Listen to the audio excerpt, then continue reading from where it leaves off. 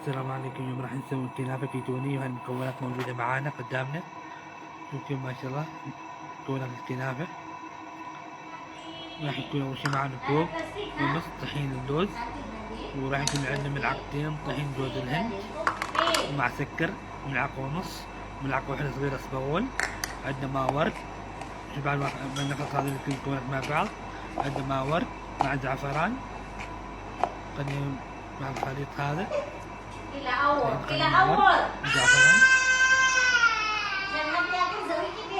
راح نخلي زبدة حرارة الغرفة 125 جرام. نخلط المكونات مع بعض لما يتغير اللون. شوف كيف ما شاء الله صار عندنا اللون. نخليه في صينية الفرن، نخلي ورق زبدة. شوف كيف. وعندنا نفس الشيء جبنة العكاوي وجبنة الموزاريلا، خلطناهم مع بعض. نخليه فوق هذه الطبقة الأولى. بعد ما نخلي جبنة العكاوي وجبنة الموزاريلا، نخلي هناك الطبقة الثانية الصحن، نخلي نفس الشيء فوق.